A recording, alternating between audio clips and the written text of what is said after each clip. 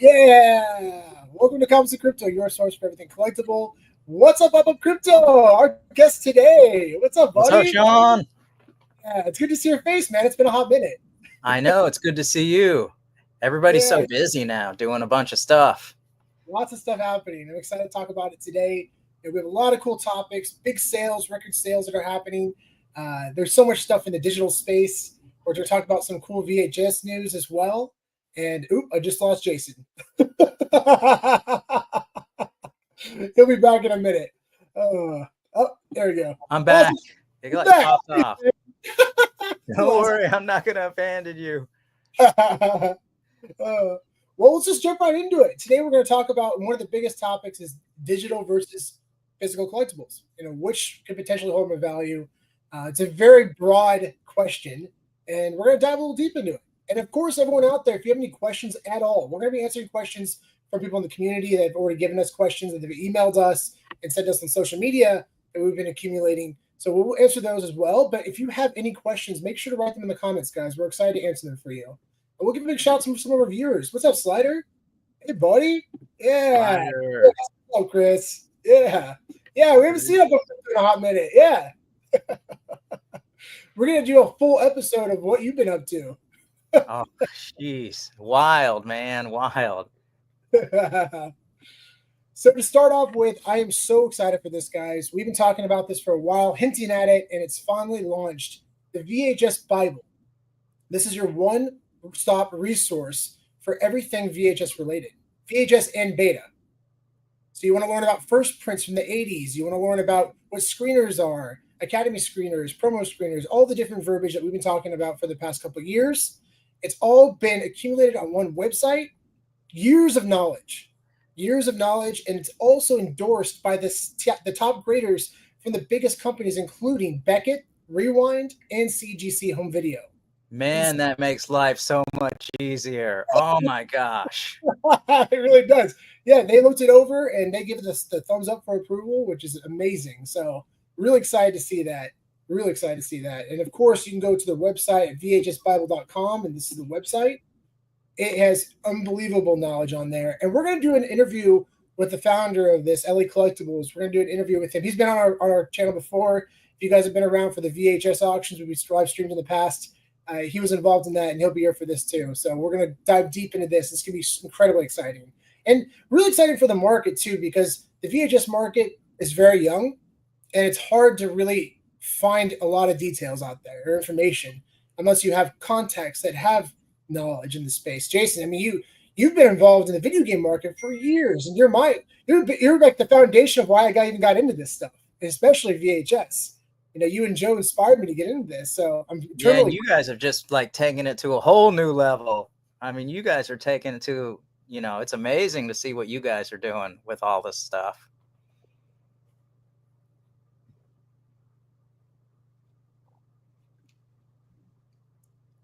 Sorry, Jason, you broke up a little bit. Oh, no, I was saying you guys have just taken it to a whole new level, man. Just amazing where you guys are taking the, the graded collectible space and all that. It's pretty awesome to see. I still remember that first conversation, like, I don't know, it's like 4 or 5 years ago, however long ago that was. But, to see where you guys have come from, back those first conversations. I don't know. I think that first conversation we had was like 3 or 4 hours long. Oh, and then just to see like all the collectibles that you've gotten. And I remember telling you like, well, it's going to start. You're going to have like 1 or 2 things. And then next thing you know, you're going to have stuff shoved everywhere. And you're there. You got stuff everywhere. That's why I want to that's a good segue into our sponsor, Fanable. Huge shout out to Fanable and all the amazing work that they've been doing. Those curated mystery drops. We're going to dive into them in a second. But yeah, big shout out to Fanable, our sponsor. Love those guys. Absolutely love them. But yeah, Jason, it's been quite a journey, man. It's been so much fun meeting people in this community, the VHS community, and the sealed media in general community. It's been a blast. And the journey's just begun. It's just begun. And it's exciting to see a resource out there like this to help educate people. And that's the biggest thing. The foundation of our channel is to help educate. Giving you as many tools as possible so you can go out there and just dive deep yourself. So you can make the best decisions for your collection and investment. So really exciting. That's so perfect for collectors, because quite frankly, like, nobody can be an overall expert and know every single one. I mean, you've seen it over the past X amount of years now that you've been doing it. Like, there's this trademark, there's this label, there's this sticker, there's this type of plastic. I remember early on I was telling you, well, you have to look at the vent holes and you have to look at this and that, and it's like, but it's different for each one, like, you know, and you can feel the plastic. You get used to it over time, like, okay, this is not just by feel, you're like, no, this is a modern, you know, wrap or whatever. And so there's just a lot to learn, and it's each different one too. Exactly. Absolutely. And it's so refreshing to hear Slider say that he's already used the VHS Bible and he's secured a first print of Flashdance. That's awesome, dude. Congratulations. That's amazing to hear. I can't wait to tell Ellie Collectibles that. He's going to be absolutely thrilled. So fantastic. And again, congrats. And I wanted to reflect back on the drop on Thursday on Fanable. Another sellout drop. It's been 8 drops in a row they've sold out, and they would sell out instantly, but they limit it. They limit the amount you can have on per account. So the first 10 minutes, typically it's been one. Last week they did two, and it just sells out right after that because you can buy as many as you want. And it's been fun to see people in the community land the grails. You know, people that you've gotten to know personally over the past 5 to 10 years, and it's been awesome. So big shout out to Oscar for landing. Not he landed a couple. He landed the Grail. He landed the big ASM 50 Oh, right dead center right there, valued at $1,600. Turned $100 into 1,600, and he redeemed it. He redeemed it. So that physical is going to be sent back to him. The digital counterpart will be burned, and it's going to be shipped directly to him for his collection. So huge congratulations to him. So exciting.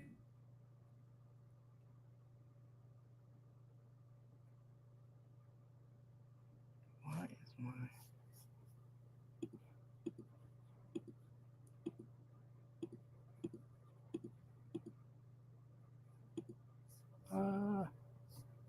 what is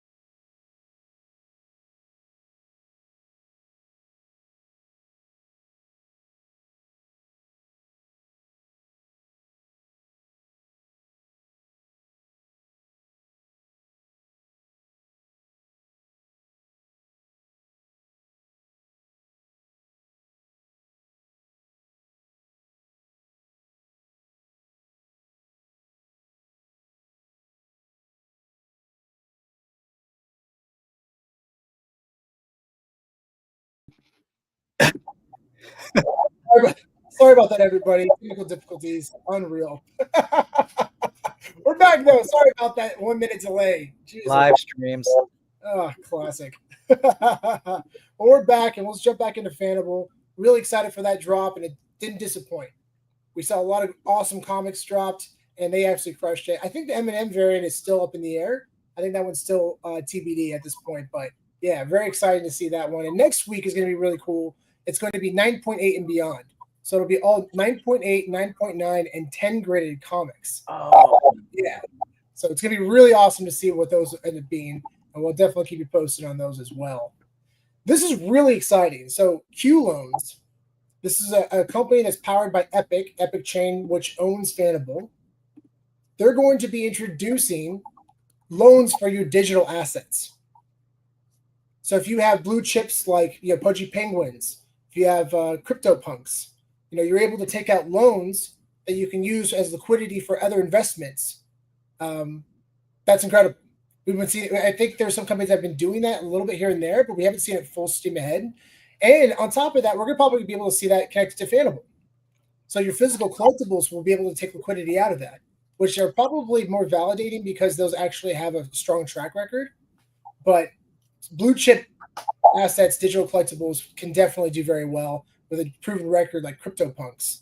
But it's going to be exciting to see how this unfolds and the details of this company. So I want to make sure I get this on everybody's radar. That's very cool. Yeah. Very cool. Super exciting. I saw this post, and this is what kind of inspired today. New research suggests that Pokemon cards may soon join crypto and stocks as a widely accepted investment class. And experts say that collectors are becoming portfolio builders, this is exciting news. Jason, what are your thoughts on this? Man, first of all, I think it's amazing. Obviously, as a collector, I think that's unbelievably amazing. And we've talked about this in the past. I kind of look at artwork. The challenge with artwork is some of those paintings are huge. They're absolutely huge. So if you're looking like a collectible card, like a Pokemon card, imagine if, let's just say, and this is just speculation, and this is just for an example, but imagine you have Pokemon cards that are worth maybe that becomes a very popular store of value. So, you have paintings that are in the hundreds of millions of dollars. And wealthy folks need places to put their money. They need assets to put their money in. And so imagine if Pokemon cards go that direction. The challenge with a painting, imagine you have a painting that's worth $500 million, but it's like a 10-foot painting. It's hard to move. I think this is fantastic because imagine a PSA 10 graded Pokemon card that's all of a sudden worth multiple millions of dollars. Yes, you can put that and transport it very, very easily. So, just for me, I think just that alone is very cool. Yeah, absolutely. And this sparks the conversation because it's not going to stop at Pokemon cards. We've seen this happen already with sports memorabilia. We've seen an investment firm in Taiwan purchase the 50/50 Ohtani baseball for $4 million, and they have that on full display at their investment firm. We've seen the one-of-one MLB debut card that sold Paul Scanese. That sold for over $1 million by Dick's Sporting Goods, and they at their HQ have it on display, and they create a massive monument for it. This is just the beginning, and this is exciting because you're starting to see corporations understand the value in this stuff. And also the marketing, because it's about the collectible itself. They know that the marketing they got out of that $1 million is probably way more than what the card will ever be worth. Yeah. And I think what's very exciting about this, and I think your sponsor, Fanable, and by the way, I'm not a paid anything for any of this stuff, but I think Fanable is in front of is front running all of this. It's so smart because think about that. You're gonna you'll turn these things into NFTs, and the transport of that is going to be digitally. And then you have the physical component, and that physical component might be stored in a vault, just like Fanable stuff, stored in a Brinks vault. I mean, you still have it.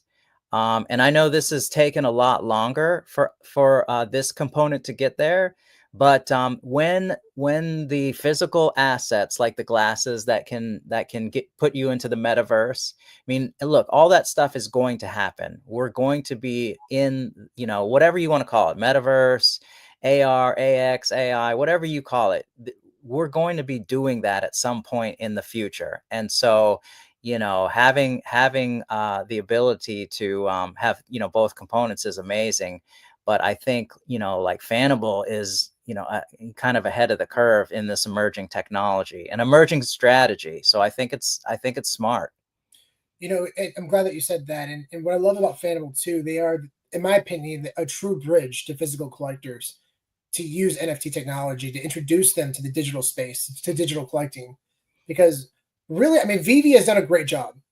It's definitely introduced a lot of people. Candy Digital, a lot of these companies have done a great job, but this is an immediate need for physical collectors. I Yeah. mean, Justin Paddler has been posting like crazy on his Twitter account the importance of getting insurance for your collectibles because his house was burnt down.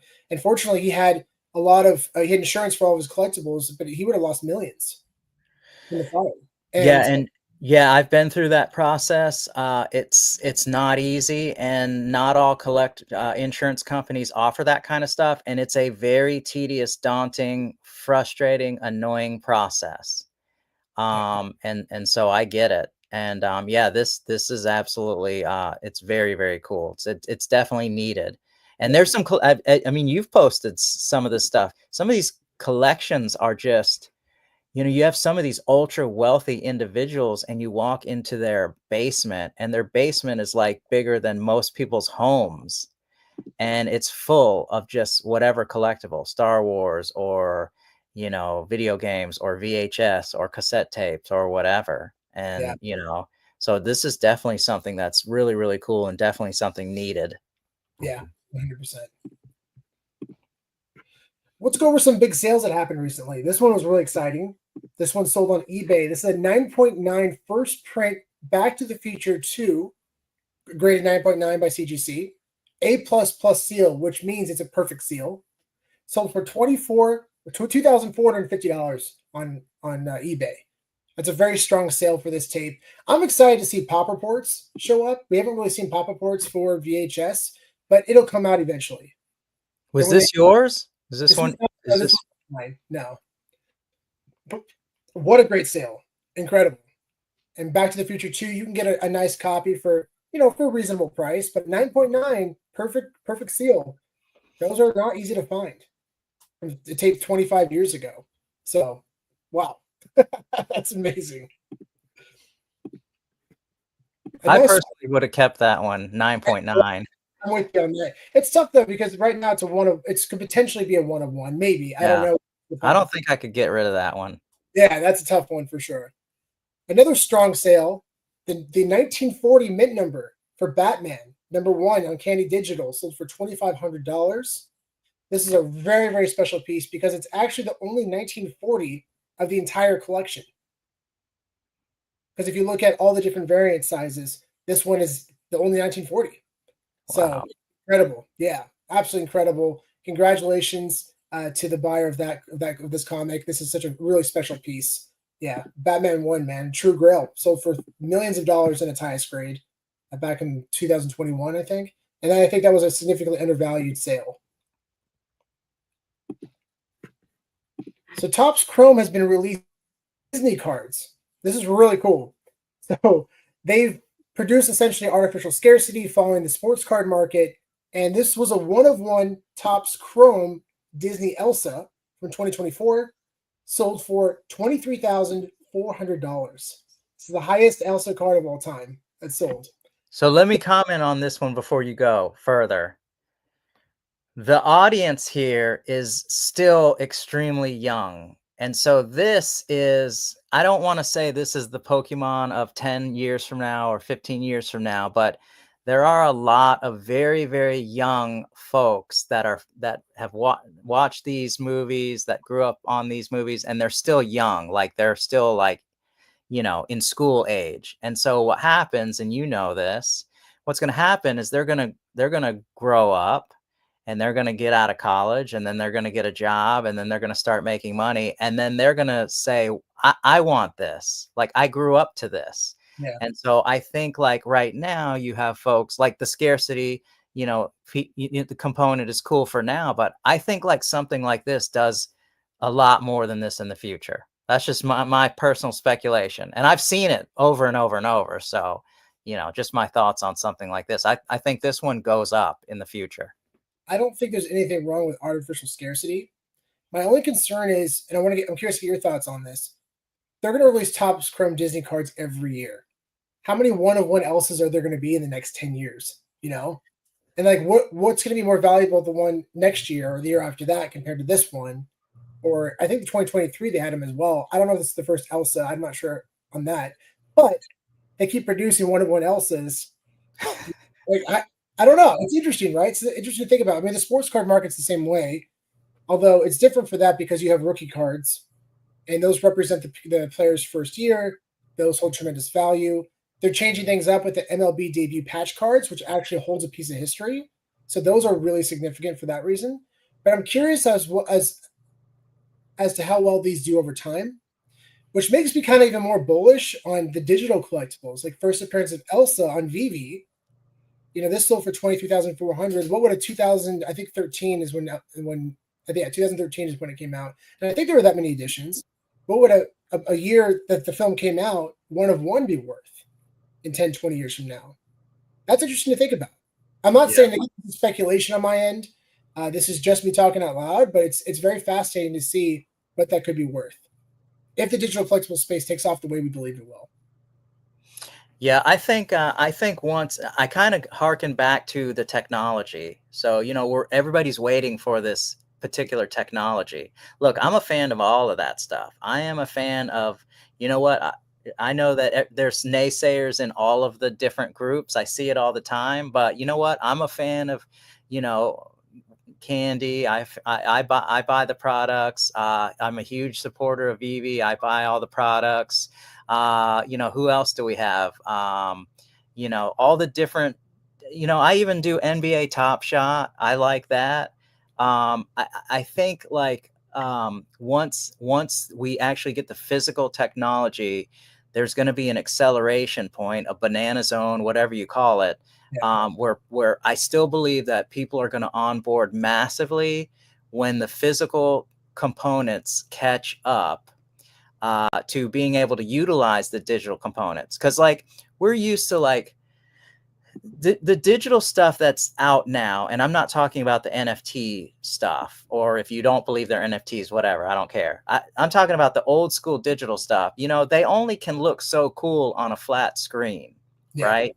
And like the PlayStation and Xbox came out with the augmented reality stuff. That was a big leap. Like it looked amazing, but like I think like what we're about to see, the next iterations of and the tech may take another 2 or 3 years. Who knows? But I think there's going to be a massive uptick in this type of stuff, and I think a lot of this stuff is going to do extremely well because people are going to want. I still think people are going to want the early iterations. The first it's the same concept that you're going through right now with all the collectible stuff that you educate folks on, just like this Elsa card. Is there going to be other Elsa one-on-ones? Yes. Could potentially Disney release those with other brands as well? Yes, possibly. But, the earlier versions are always going to, probably hold a little bit more value. But like one-on-ones are one-on-ones, and you have to think like, there's, I don't know, 8 billion people on this planet. So how many people can hold a one-on-one Elsa? Even if they made 100, it's only 100 people can have a one-on-one Elsa. So it's, a very good point. I don't think like you're not going to be able to get a one-on-one Elsa for $50. We'll just put it that way. That's a really good point, Jason. Yeah, very excellent point. And actually, while Jason was giving that wonderful speech, I actually looked up on Stacker. Big shout to Stacker. They're crushing it out there, by the way, in Lisbon. Absolutely crushing it. Jason, have you been updated on what's going on out there? And for the VeVe? With Stacker, I use Stacker, but I try to keep updated, but I'll be honest, man, I've been working 18-hour days, 7 days a week. So it's hard to catch up. I buy the drops and all that, but like, I don't know all the updates. So Stacker has shared a booth with VeVe. in Lisbon at NFC Summit, and they're giving away Wow. 100,000. Yeah, they're giving away 100,000 OMI to everybody who signed up at the convention. Really? Wow. That's Man, awesome. awesome to see that. Awesome to see that out there. Dr. Profit's killing it. Man, it's exciting to see all that. And by the way, I mentioned Sacker earlier because I actually looked up. Everyone knows, if you don't know out there, first appearance of Elsa on VeVe is the Golden Moment. So the Golden Moments were the first ever Disney NFTs. And the 2013 was minted, of course, because it sold out, but it's never been sold. The person who owns it still has it. So I'm curious, if they know what they have. I hope they do, because that's a special, special piece. Very cool. Is it like a known collector in the community, or is it somebody like kind of obscure? I didn't recognize the name, so I'm not too sure. But if anybody out there has an idea, I'd love to hear your thoughts, because I really hope that person knows what they have. It's a truly special piece. In other news, this is a wild sale. So Silver Surfer number 3, the first appearance of Mephisto, sold for $94,888. This shatters the previous record of $55,200 back in 2022. And there's only, I think, 9.8 copies in the CGC census, which is really wild. So this is a fantastic sale for this comic. Absolutely banger. And there's been speculation that Mephisto is going to be in the upcoming MCU, potentially played by Sacha Baron Cohen, which will be very interesting to see if that comes to fruition. Interesting. When was the last sale? Back in 2022. Oh, okay. Wow. Well, still, that's not really that long ago. That's a big jump for just a few years. And wow. That 2021, 2022 was when the boom was happening. So there were a lot of big. That's crazy. That's a big uptick. That's a big uptick, especially considering when it sold before. So really exciting for this comic. If you own this one on VeVe, make sure to let us know. Also, some massive video game sales on Heritage. Huge video game sales. This early first production of Zelda sold for $300,000, which is absolutely stunning. This is apparently the highest graded first production copy in existence. There was a copy that sold for about $700,000 in 2021, but this one sold for $300,000, and it's considered the highest graded copy in existence, which is crazy too, because I don't know if you all out there know, but we talked about this in the past. There was a sale that happened that blew our minds last year. It was a box only of Zelda, graded 9.4, sold for over $7,000. Just the box. And Jason, you've been on the video game market for a long time. Yeah, man. I remember I should have been stacking these more, because I remember when these were when they started getting collectible, when people were starting to sort of buy video games, when eBay was just starting to crank up, and we're talking about late 90s, early 2000s, and these were $200-300 or whatever. And I remember when the first video game, I think it was it was Stadium Events. It was it sold for $1,000, and everybody's like, that's crazy. It sold for $1,000. And, so all these high IP ones from back in the day, you could get for $200 or $300. And so, yeah, these are wild to see these, continuing to tick up, but it's a popular series, it's a super popular series. And they're coming out with a live action that's in the process of being made. It's going to happen. I think most of the big IP games are going to happen in live action. This Super Mario 3 graded 9.6. 9.6. This is an early production as well, and this sold for $100,000. $100,000, incredible. This Game Boy Pokemon Blue, which I'm sure a lot of you out there have played, this 9.8 A+ seal sold for $106,000. 106. I remember going to Toys R Us, man, and buying this game for my brother. Yep. Whoopsies. Here we go. This 9.9, highest graded first production of the red Pokemon version with Charizard on the cover, graded 9.9, sold for over $100,000, or so almost $100,000, $93,750 to be exact. Incredible sale. It's really exciting to see the video game market continue to crush, and excited to see where this can lead in other markets as well. It's exciting. All these IPs that you just showed too, the next iterations when we start getting into like like the metaverse type gaming, who doesn't want to play like a Super Mario game or a Pokemon, or what is Zelda going to be when you're actually immersed in an environment in augmented reality. Yeah. So that's going to be really interesting. Yeah, absolutely. Absolutely. And of course, this is the Grail of Grails, guys. This is the Honus Wagner T206 card. There's only about 50 to 70 of these cards in existence that are graded on the PSA census. And this is a graded one. This is a one grade. And it's at right now it's at $3.3 million. And there's like 20 days left. Damn. Yeah. Absolutely insane. And here's a cool little trivia for you guys, too. First card ever graded by PSA. So like it says 000001 is a Honus Wagner card, and it's graded 8. It's the highest graded Honus Wagner card. I believe it's owned by the owner of the Diamondbacks, the Arizona Diamondbacks. He also owns a Gem Mint 10 of the 52 Mickey Mantle Topps card, one of only 3. But that card, man, people are saying that card can sell for $50 to $100 million. Just the lure behind it. Actually, what's really interesting too is it's actually notorious for apparently being trimmed. Apparently, the card was trimmed when it was graded. There's a lot of story behind that, but because of its presence and what it represents, especially being the first PSA card and also the card itself, I think that just adds value, which is crazy to say because trimming anything in comic books, it destroys the value of that collectible. But that's the one collectible that will probably actually do very, very well if it ever sells, which I doubt it ever will. But definitely keep your eye on this. It's over at Golden Auctions. These are the kind of stuff that you get excited about, right? Because you see a card sell for millions and millions of dollars. It just helps the entire market. People are taking collectibles very seriously, especially, relic grail sports cards. I wanted to show this a little bit. This is from the PC, the personal collection. I was able to get this recently off eBay, and I got it graded. And this is a proof world premiere ticket of Spider-Man, and it's signed by Stan Lee. So cool to be able to have this. Yeah, so cool to be able to have this piece of history. Where is it? It's over here somewhere. But it's so cool to have this piece of history. I was shocked to see this up on eBay. It probably didn't last very long. I saw it up there and I just sniped it. And it's authenticated by PSA. This has never been used, so this is essentially a prototype ticket. Really cool piece of history. Really feel honored to own something like this. It's pretty wild.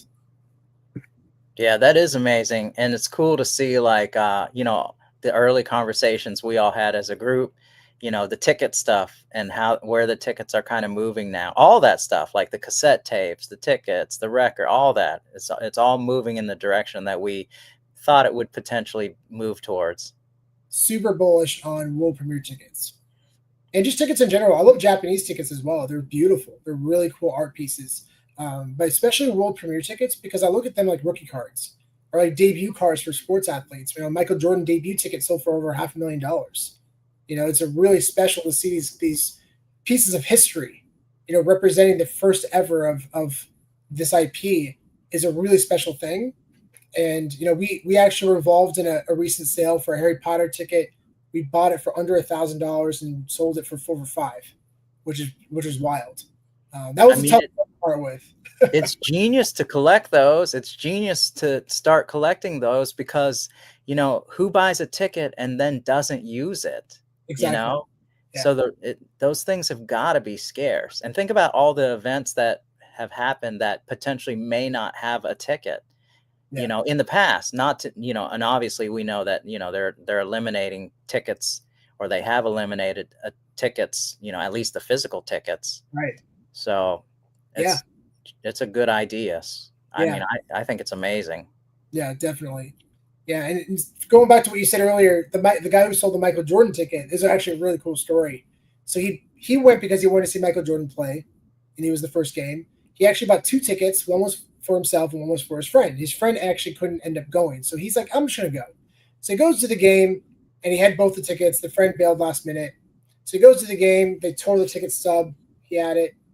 He left, and he's like, you know what? He threw away his ticket, but he's like, this one was never used. It's a cool, memoir for memorabilia that I can hold on to, token. So he held on to it, and he put it in his drawer. He forgot about it for like 20 years. And then he saw some of these ticket sales happen, and he's like, man, that could be worth something. Created by PSA, and it goes to golden auctions and sells for an insane amount of money. That's just absolutely wild. Something that people would just throw out and wouldn't even think about, right? That's the kind of stuff that people value tremendously now. It's fun to see that. It's really fun to see that. And again, guys out there, if you have any questions about collectibles, we have some questions from viewers in the past that we're going to answer. But if you have any other questions, we'd love to answer them live. So feel free to jump in the comments. We'd love to answer them for you. And let's take a quick break. Shout out to our sponsor, Fanable. This video is sponsored by Fanable. Fanable is changing the game, combining physical collectibles with digital ownership. Send in your graded comics, cards, VHS tapes, video games, and action figures to be securely stored and insured in a Brinks vault for free, while maintaining full control of your collectibles through blockchain technology. That's right, free shipping, free storage, free insurance. Join the weekly curated mystery cases for a chance to score a grail, or sell it instantly with a 90% buyback option. It's fast, it's fun, and it's a whole new way to open packs. Secure, manage, and monetize your physical collectibles all in one place. You can download the Fanable app on iOS and Google Play, and also go to fanable.io. So we recently had a bounty out for this really special piece of history. This is a first edition Stormtrooper helmet, but this is the first time that we actually see inside the helmet, licensed by Star Wars or Disney. Really cool piece of history. We've never actually seen what it looks like inside, what's going on inside the Stormtrooper helmet. And it was really fun to see VeVe give that opportunity using augmented reality or in the metaverse to show off what this looks like inside. It's so cool. So we put a bounty out for 1977. Really excited to own this piece of history, and we were able to eventually acquire it. So really excited to have this piece of history. This is a very sentimental month for us. Kevin was a huge fan of Star Wars. He knew the lore. He knew the characters. He was so passionate about Star Wars, and we know that this is something that he would have loved to have in his collection, and it was important to us to try to acquire them. So everybody who was able to sell to us, thank you. We really appreciate it. And yeah, I'm just really excited to have this in our collection and for Kev. Definitely a special piece for many, many reasons. But I think, I'm just going to interject. Those are vastly underestimated right now. I hate to be a broken record going back when the physical stuff catches up to being able to utilize these digital collectibles, whatever you want to call them, NFTs, if you hate that, digital collectibles, when those get used, I think like people are going to be shocked at how amazing it's going to be. And, even if there's an argument that needs to be made about potentially they release them later on with other brands or other companies, you're always going to know the first sets. That data exists. And I think like the coolness factor of what you're going to be able to do, because I just think of like, you can't tell me that there's not going to be PvP games in the metaverse where you're like fully immersed in augmented reality, and you're going to be able to like utilize that.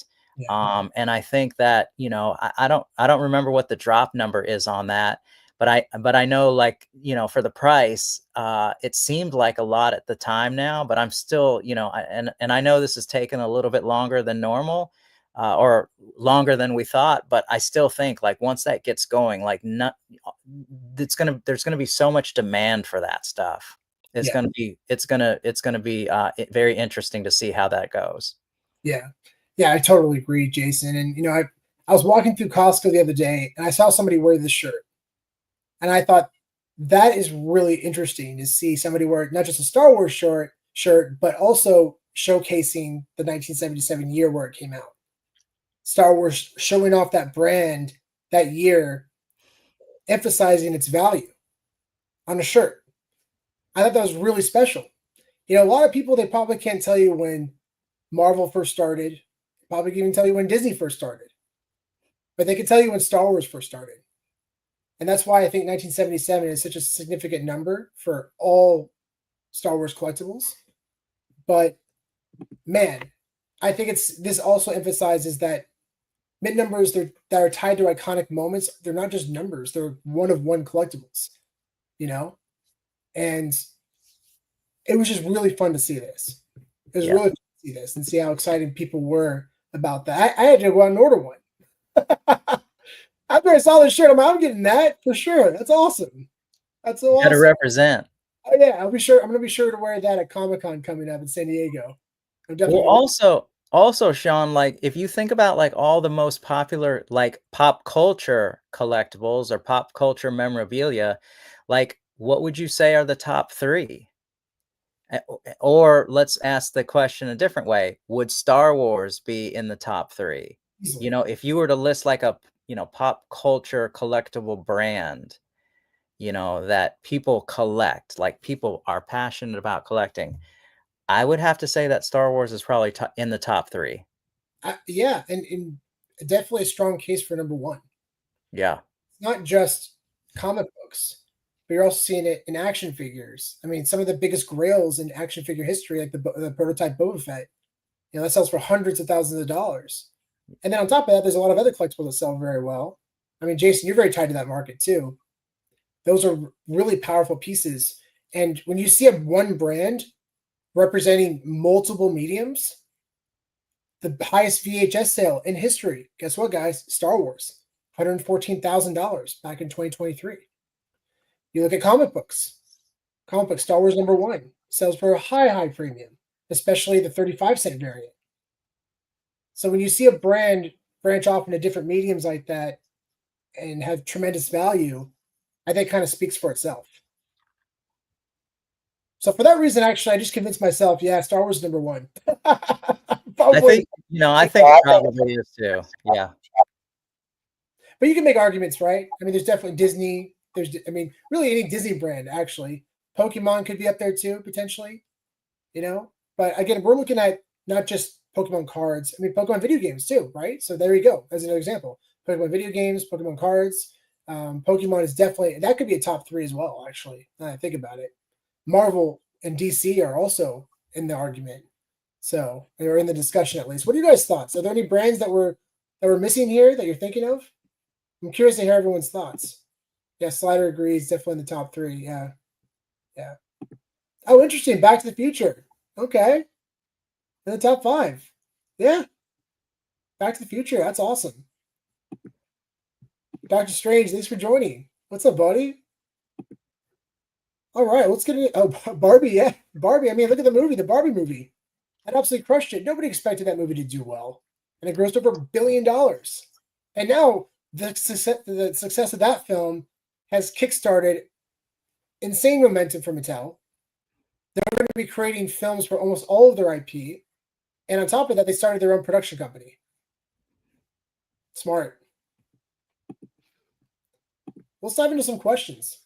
So these are some questions that people have emailed us or asked us on social media. We want to answer them for you. And again, if you guys have any questions at all, please feel free to answer them. We'd love to answer your questions for you. And big shout out to Oscar. Yo, buddy, congrats again on hitting the grail for last week's Spider-Mania mystery case drop. That is fantastic. Yeah, that's incredible. A question from Richard. Didn't the creator of Barbie marry the dude who created Hot Wheels? I actually don't know. That's a good question for ChatGPT, but let us know if that comes answers that question. I'm very curious. That's hilarious.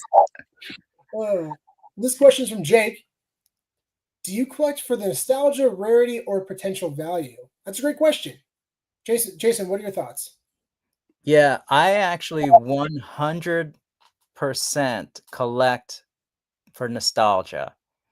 And so when you were talking about like, hey, will you do the live stream and we're going to talk about digital versus physical, I was thinking about that, like really thinking about that. And like my collection, it's all over. It's like like just stuff everywhere. And so of your space. Yeah, and so like you really start thinking about it, and it's like, okay, who's this collection for? It's for me. My wife never comes in here and looks at it. I don't even know if she's ever looked at any of this stuff one time, you know?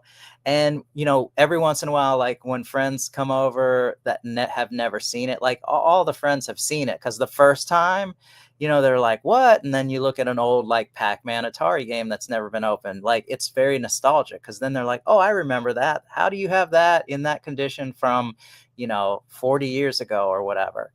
And so, you know, I think it's mostly nostalgia, but also like it's a comfort. You know, it's kind of comforting because you got all your collectibles. You know, yeah, I'm looking, I will look at them. Even though I've seen this game 1,000 times, I'll look at it and go, man, that's pretty cool. And, you know, put it back on the shelf or whatever. But I do collect it from for nostalgia purposes. The rarity piece is an interesting, you know, kind of conversation.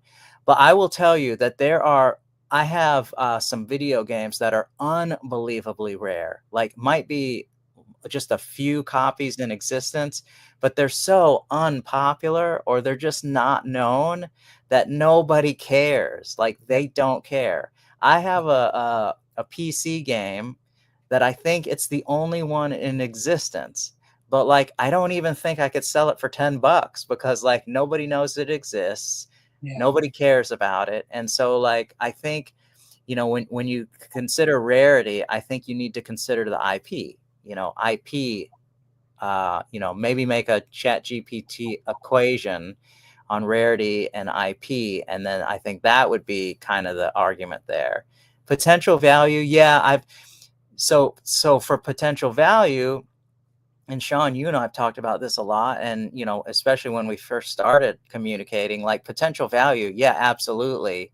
Um, you know, because you think like, and that's where you stack things. Like, you know, if there's a video game on sale and I'm like, okay, this is a big IP and I've done this over and over and over with all the cycles, you know, if it's on Black Friday sale and it's $9.99, I'm going to stack 10 of them or whatever. And, you know, in early days, I don't know if Target does this anymore, but back in the day, and they don't have as many games as they used to, you know, when the collector's edition stuff used to come out, some of it would be like $200 or $250 a piece. And then I would wait for Target to do their buy two, get one free. And so, you know, when you're younger, you don't have maybe as much liquidity as you do when you get older. So when you're younger, you have to find creative ways to collect the things that you want. And so that means maybe flipping or whatever. And so like you'd go to Target and you would put on your credit card, buy two, get one free.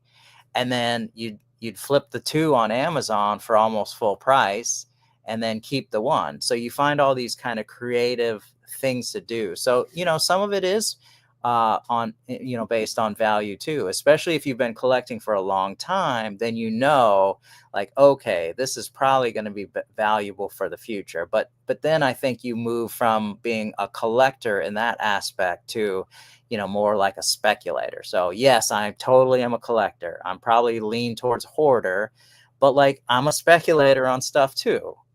I don't know. That looks pretty organized to me. Very organized.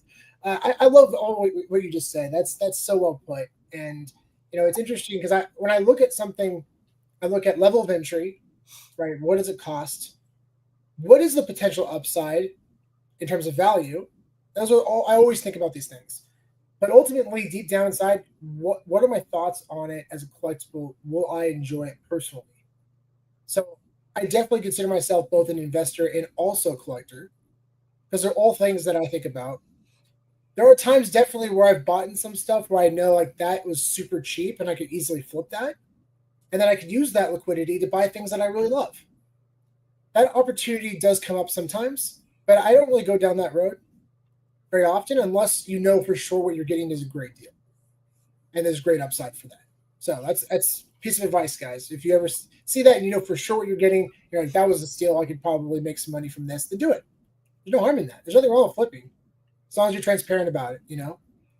But yeah, I love buying things that speak to my heart, that have nostalgia. Like, here's a perfect example. Like here's a screener of this, of The Rocketeer. So this is a demo screener. This was sent directly to the VHS stores. It says demo tape on the bottom, gives a little bit of detail about the film in theaters. This is graded 9.2 by Rewind. And I've only seen maybe 2 copies of this in 5 years. So it's really cool to have this in my collection. And not a lot of people know about The Rocketeer. That's one of my favorite Disney movies. So like as a collector, this is probably 80% for me because I love it so much. There's only one person that I would sell this to. And they're probably an even bigger Rocketeer fan than me. So that's all I sell it to. Otherwise, this is staying in the PC because I'm just such a fan of this movie. Actually, it's really interesting too. There's another version of a screener. And this is it. It just has that text that says "blast off." It says "blast off with the February's biggest video event." And I've seen what it looks like on the inside, but it's just like a white case. I don't know the story behind this one, but it's also tied to the Rocketeer as well. But this one is incredibly special with the artwork on front. Yeah, that's a cool variant. That's a really cool variant. Yeah. So that one to me really speaks a lot to my heart. I love it so much. But there are things that like here's another example, like Treasure Planet. Love Treasure Planet. I've been looking for this one for years, a demo tape sealed of Treasure Planet. Considered one of the worst Disney films ever made. I strongly disagree. It was a financial flop, but man, this film really speaks to my heart, and I absolutely love it. So to have this in the collection, there was actually 2 that were selling at the same time, and I just bought both of them. I was so stoked for that. Sean, do not post those on. Don't post the Disney tapes on the Facebook. They crush you on like the Facebook groups. If you post the Disney tapes on the VHS Facebook, they get so upset about those. They're so mean. Yeah, they're cruel people on those Facebook group pages, man. We're talking about the VHS Facebook group pages. They're brutal sometimes. A lot of good people too in the community. Don't get me wrong, but there's purists out there who don't want to see their stuff graded. You got flack for comic books being graded in the early 2000s.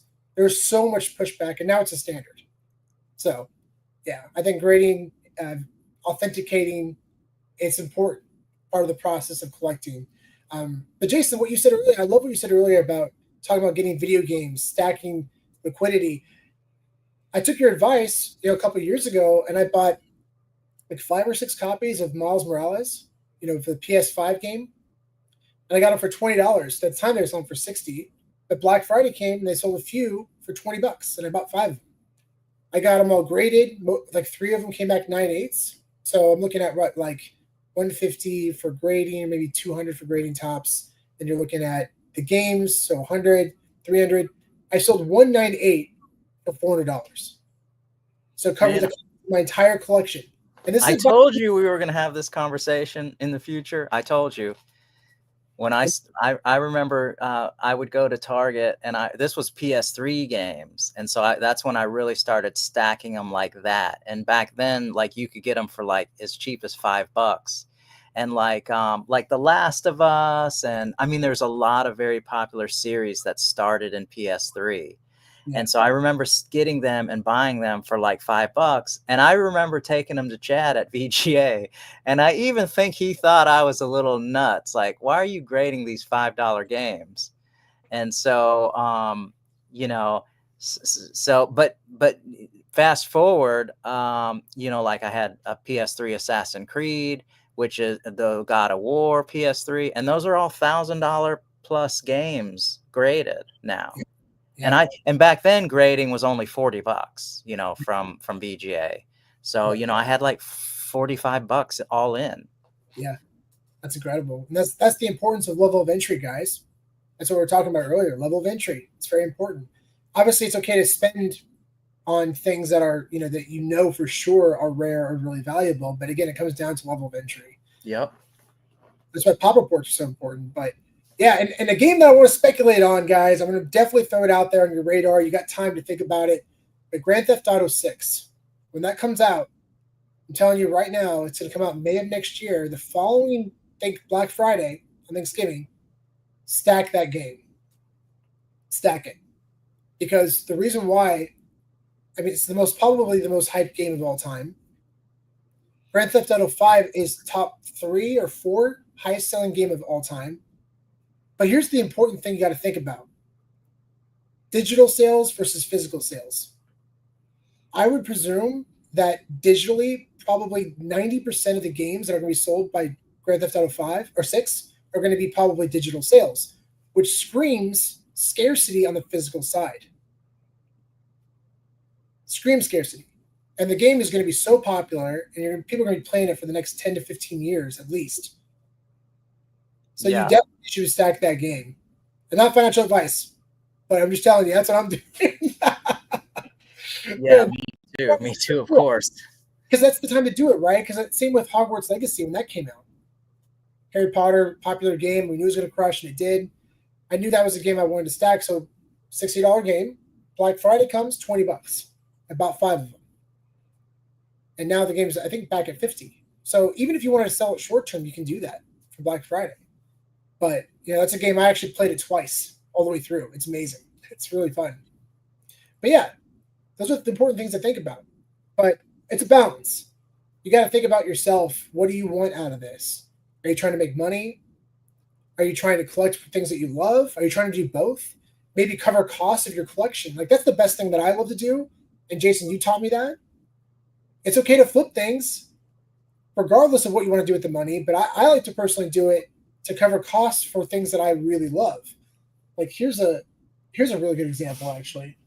Got it saved up in a box right here. Saved in the Amazon box. This is actually pretty wild. It's going to take a minute to take it out, but it's going to be worth it. I think I may have showed this before. I'm not sure. But this is as of right now, this is the only sealed first print copy VHS of The Godfather 2. Wow. Yeah. And this is truly a museum piece. I had one of my friends who's a top grader take a look at it, and he said, yeah, this is legit. I've never seen one before. This is from 1979. And what's crazy about the history of this piece is that this is called the long box. The size of the box is really big. For the first 6 months of this tape's release, they sold it. But after 6 months, they realized we can cut down on manufacturing costs and make the box smaller. So what they did was that's what they did, right? They changed the size of the box. The front ended up being gold on the second print to help save on costs. So these are incredibly, incredibly difficult to find. And this one, I look at it as this is probably one of our biggest grails by far. That one looks in really good condition too. Condition, man, it's wild. Yeah, it is. What's that? What'd you say? 79? 1979. It's like, yeah. I mean, this actually belongs in a museum. It actually does belong in a pop culture museum. It's crazy. So, really honored to have this thing in our collection. It's pretty wild. Pretty wild. Let's bring up another question. And guys, again, out there, if you have any questions, please feel free to ask. We're really excited to answer your questions. How do you see AI impacting the future of collectibles? Interesting. Jason, what are your thoughts on that? I've had a lot of this is going to get okay. This, man, you guys are opening up a can. You really are, because I was actually just on another podcast like a couple weeks ago, and we were talking about AI. And I'm going to say this on here because I feel like I'm the only one who has said this. And that's an interesting question. So a lot of people are really afraid of AI. AI is going to take your job. AI is going to, yada, yada, yada. I am flipping the switch on that. Yes, that is the case. AI is going to take people's jobs, not every job, but AI is going to be helpful. But people don't realize that AI is going to be the biggest consumer of things in the future. And it's not going to be close. So, for example, let me give you an example. I was talking to a content creator about this, and they're nervous about AI taking over content creation. But we're building out quantum computing infrastructure, and that's why everything is moving towards crypto. Yeah. The reason that it's moving towards crypto is, a little bit for humans, but like AI cannot transact in traditional fiat gold and silver. They can only transact in cryptocurrencies. And so you have to think like AI is a learning mechanism, right? AI is constantly learning. So AI is going to actually be consuming a large amount of content, like, and they're going to consume content much faster than you and I can consume content. So for example, AI can watch this entire stream in fractions of seconds. Whereas humans, or we have to watch, this content live. We have to watch it fully. And so I think what you're going to see is you're going to see AI are going to be consumers of this stuff. And so why I'm so bullish on like VeVe, and why I'm so bullish on all these other digital collectibles, and this is, I've never heard anybody say this, but have had conversations behind the scenes about what I think about this, is that their AI is already transacting digitally right now. Maybe most people don't know that, but those AI agents are already utilizing money that I'm just going to say that they make, and they're already creating their own economy, and they're already making their own decisions, and they're already buying and selling things using, their own, brain power, whatever you want to call it. And so you have to understand that AI, there's not going to be like 50 or 1,000 or 100,000 AI agents. It's going to be in the trillions, and AI agents can make transactions in the trillions and the quadrillions and greater. And so when I look at, like, we'll just use VeVe, and yeah, people are going to be like, oh, you're nuts, you're crazy. That's okay. I've been collecting video games for like 30 years, and I've heard that over and over and over. So, like, so what's going to happen is that AI agents are going to be able to create their own economy. So, you're not just going to be competing to buy that 1977 Stormtrooper, helmet. There's going to be millions of AI agents that are going to be competing for the same things that we're competing for from a consumption perspective. So AI is going to actually outnumber humans by a consumption perspective or a consumer perspective in ways that we can't fathom. So that is the next consumer. That's the next level of consumer. So like, why would I be stacking like, and I hate to keep just going to VeVe, but that's just the one at the top of my mind because your VeVe hat. But like, why I'm bullish on stacking on VeVe is not, I believe in digital collectibles. I believe in, all of the stuff that we normally talk about, but like, those are going to get bought up in the future by AI agents. And I know that sounds crazy, but there's going to be AI agents that are going to utilize those things in the metaverse. It's not just you and me. Like, there's going to be actual AI agents that you interact with that want to utilize that lightsaber, or that want to utilize, whatever. AI agents are going to be buying these digital collectibles, and they're going to trade them too. You know why? Because they're going to be so much smarter than we are. So like, when somebody puts somebody floors something, you're not buying it. Guess who's buying it? An AI agent is going to buy it, and they're going to flip it and make money on it. And they're going to be able to do it 1,000,000,000 times faster than you can. And they're going to do 1,000,000,000 times more transactions than you can. And so I think that's the big impact on digital collectibles specifically and it's going to be faster than we think. But do you think that KYC will prevent that? No, nope. Because I think like, because two reasons. One, why couldn't an AI agent KYC? First of all, if that was the fact, and then why would you limit that? So as long as like an AI agent, I think, look, and this conversation could be like a couple hours, but like, think about like where we're going from an AI perspective. Like, you're going to have AI agents working for your company. So what, you're not going to limit them to be able to, you want the AI agents to be able to transact and do things and make phone calls for you, and do things that I would normally do.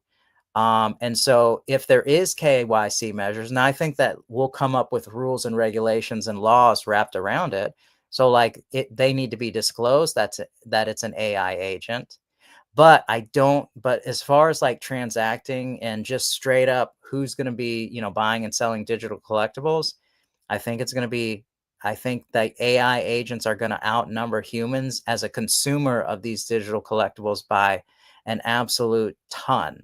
Absolute ton. And when we're all running around in the VeVe-verse 5 years from now, you might be the people in the VeVe-verse, there might be 10x or 20x AI agents versus actual real people that run those accounts.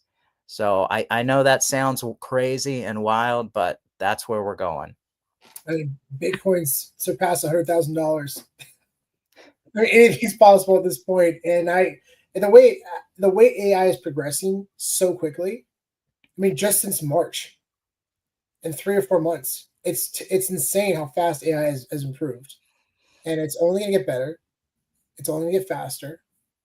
And I think what you're saying has a lot of truth to it. It's exciting, but also nerve wracking at the same time. I don't know how to process it, and it's going to be interesting. Well, it's good for you because you've been stacking lightsabers. Yeah. So, like, you're probably going to sell your collection in the future of lightsabers and keep one or two because you're going to need to use it. Like, but you're probably going to be the likelihood is you're going to be selling to AI agents because the people that are forward thinking right now are stacking those. And what are they stacking them for? They're stacking them for the future. Look, you don't have 1,000 lightsabers because you want to wield 1,000 lightsabers around. You're speculating that these things are going to be more valuable in the future. And so I think what builds the value there in that is going to be AI as a consumer of those lightsabers. And it's going to be we're going to go into a period that I think like the forward thinking folks, your minds are going to absolutely even be blown. The folks that don't care, don't really, they do their deal every day and they don't pay attention to this stuff. They may not know that stuff even exists, but at some point you're going to see this acceleration with AI where they start becoming the big consumers of many, many things. And most of that's going to be digital. Yeah, absolutely. And slide a good point. The AI could also be used on Stacker, or if they go to OpenSea or Shopify, they could do that as well. That's a really good point. Yeah. Anything that's connected digitally. You've got an AI agent that has a YouTube channel. She runs it 24/7. She doesn't have to sleep. She doesn't have to eat. She just does her YouTube channel 24/7. And she's AI, so she can replicate herself times 1,000,000,000 if she wanted to. So like, if you really think about it, you're like, okay, that does make sense because, AI is going to be replicable. It doesn't sleep. It doesn't eat. It doesn't stop. And it can replicate itself by, the only limitation that AI is going to have is, the internet, so to speak. Like how quickly can it get data based on, connectivity, etc. Yeah. Question by Pasternak: why would AI want these collectibles? Why would they want them?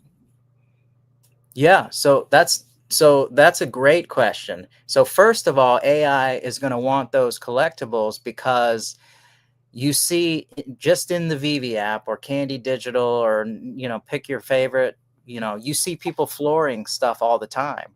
Well, what did people complain about 2 years ago? Bots, but those were human created bots. Like people were using bots to buy cheap or to get something quickly and fast before somebody else could get them and then flip them and sell them.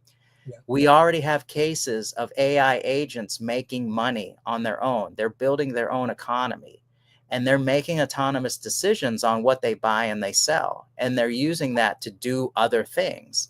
And so we look at AI agents as, quote unquote, mere robots, machine learning, whatever you want to call it. But like they're going to get more and more sophisticated to the point where you're not going to really be able to tell, like, is this an AI agent or AI, or is this a human? So why would they want these collectibles? Well, because if somebody floors something for $1, an AI agent is going to notice that and swoop that up way faster than any human being can. So like, I'll give you examples. I've seen cases where a generous VeVe individual will put like a super rare item on, on the marketplace for $1 because they want to give back to the community, so to speak. You're not getting that in the future. That $1 item is going to be swept up by an AI agent not even fractions of seconds, so fast. They're going to buy it. Why? Because they can turn around and sell it for whatever the actual going price is. And so they can compute in their head maximum values, and they're gonna be able to use algorithms to determine like what the values of things are. So like we as humans, we argue what we think the value is based on just our human limitations. Like if we like something, if we don't like something, look at what we bicker about. Oh, it's an NFT. Oh, it's not an NFT. Oh, it's this. Oh, it's that. Omi sucks. Omi's great. VeVe is dead. VeVe's alive. We argue based on stupid emotional things. AI doesn't. AI is going to go in there and, they're going to go in there and they're going to buy these and flip them and make money and maximize it. And if you don't think AI is going to be the ultimate, master manipulator on these, you want to know why, some of these collectibles in the future might go from, a $500 price to a $10,000 price. Well, because AI can make that happen and manipulate it much, much better than I can. Yeah. Well said, Jason. Well said. And he asked whose money is AI using? It would be cryptocurrency. It could be any form of cryptocurrency, because there's already agents right now that actually day trade. That happens right now. So they're making money for themselves. Yeah. And selling stuff. Yeah. There's an AI agent who actually hired two human beings, work for an AI agent. Oh my gosh. The world we're headed, guys. Absolutely wild. Let's get through a couple more questions before we wrap. Do you think digital collectibles will ever be worth more than physical comics? Okay, that's interesting. So we'll start with I think they're referring to maybe like AF-15 on VeVe. Will they ever be worth more than the physicals? What do you think, Jason? I have my thoughts. I don't think so. I don't think they ever will be worth more. Ooh, I think I'm going through a little lag, or I hope you didn't get. Is your internet just? Oh wait, are you back? Back. Sorry, guys. Sorry about the internet today. It's been nuts. Yeah. So, what are your thoughts, Jason? Love to have you start this conversation. I do not think they will be. I do not think that digital comics will ever be worth more than the physical stuff. And because the reason why is there's kind of a lot of reasons why. First of all, it's not. I get the built-in scarcity on some of the new collectibles, like the 101s or whatever. They make only one, but like on the older comics, it's not about built-in scarcity. It's natural scarcity. First of all. Second of all, physical items degrade over time. So the condition generally gets worse over time. And even you have to be careful with graded stuff, because old stuff that's graded like a long time ago, if you store them in conditions that are not the greatest, those things can erode. And there's been many cases of water damage or fires or, like unfortunate events that also creates more scarcity. And I also think people are not ready for the digital only leap. So if you're like, I love the digital stuff, but I don't love it more than the physical stuff.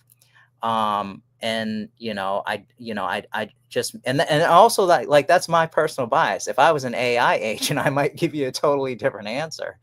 But me personally, I don't think. And also, like, if you just look at the digital versus the physical, it's not close.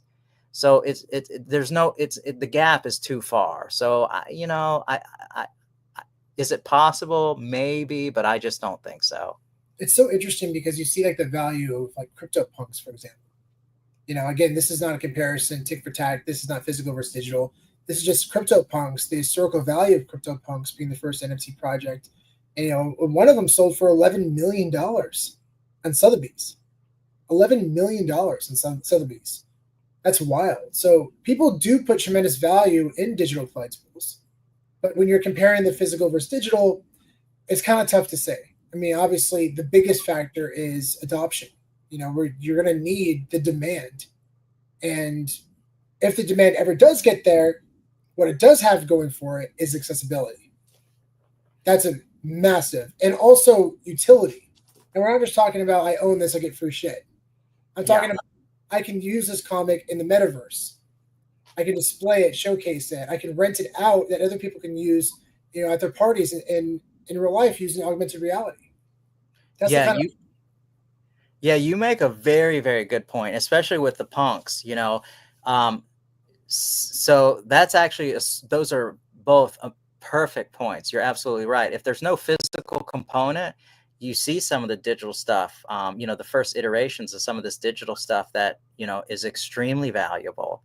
But for me, I think like if you have a physical and a digital, and it's, you know, I think the physical is gonna you know, significantly trump the digital. But that's also why I'm so bullish on the digital stuff too, because like there are many examples of, you know, the digital stuff that's extremely valuable. And that's why, especially for comic books specifically, statues are still kind of speculative.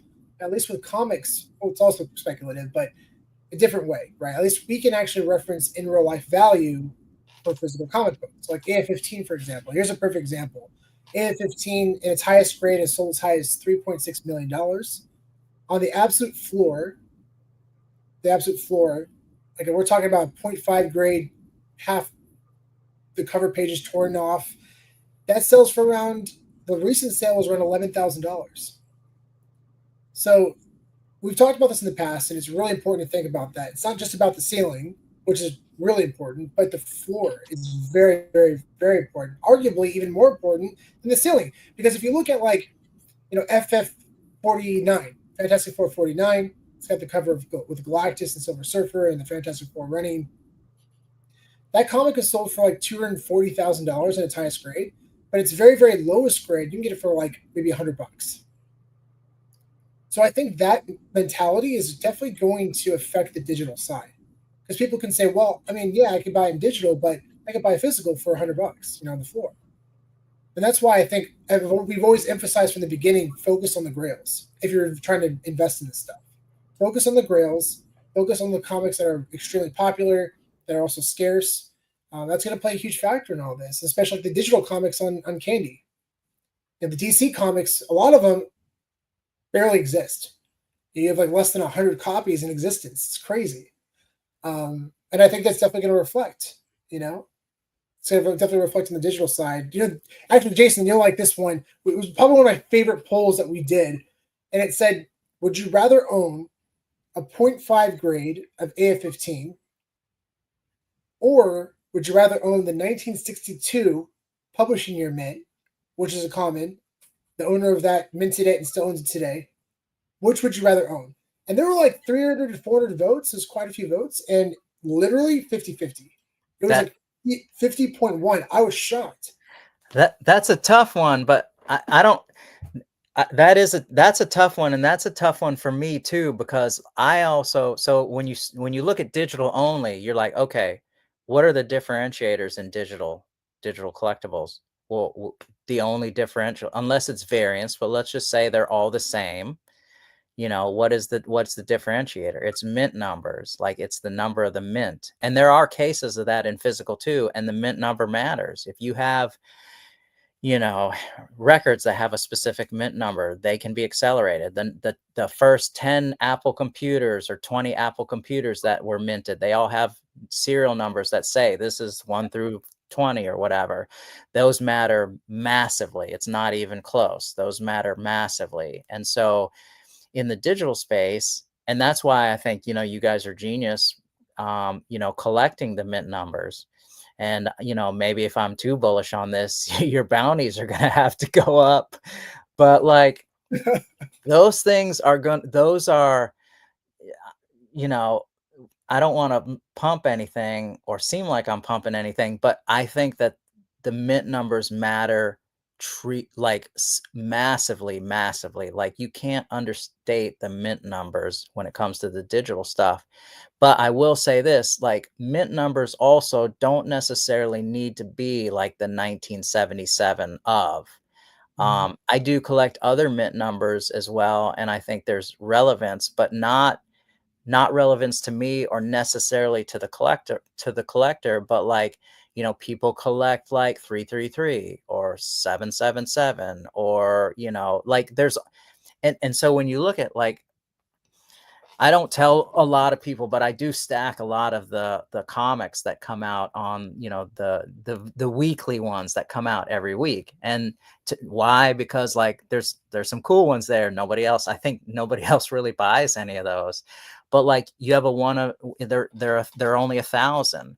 But like, you know, those comics that come out, you have a good chance of pulling really, really cool mint numbers. And so there's all, you know, if you look at just 1 through 1,000, all the different mint numbers outside of the Captain Obvious ones, there's actually a lot of mint numbers that people are going to want.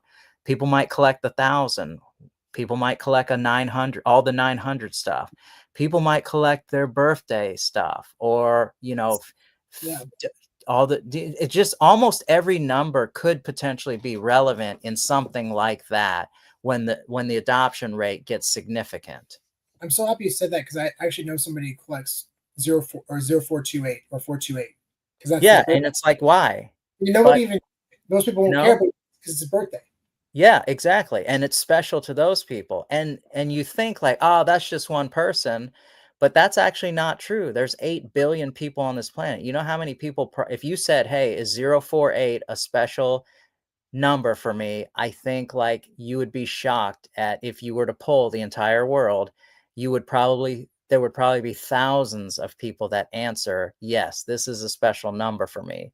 And so that's why for me, you know, I don't ever limit any of that stuff. We just have to get there. You know, and I'm not in a rush to get there, because trust me, if it takes 5 more years for this stuff to get massive, then I'm 5 years older, and I'm okay with like today and not getting there. But we are humans, and we move forward, and time goes by, and we will get there. And when we will get there, a lot of the stuff that, you know, we've talked about, like Sean, pretty much everything that we've talked about in the past 4 or 5 years, it's all mostly coming to fruition, all of it.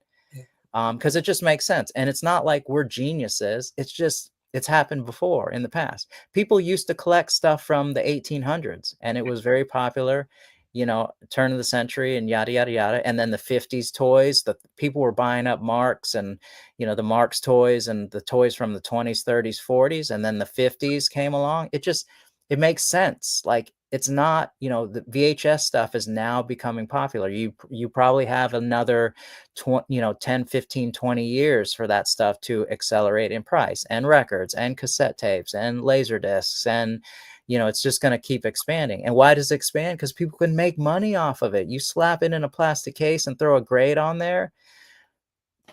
You know, now it's like, what else can you grade? You know, it's going to keep repeating.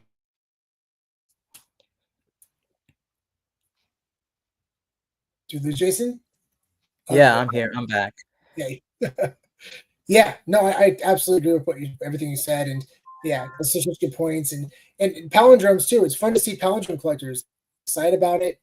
I actually learned that I think it was a secret rare comic that's a palindrome and prime number. And apparently there's only like 20 or 30 of those type of numbers out of 10,000, which is absolutely insane. So it's interesting to hear those kind of perspectives and seeing people put value on that.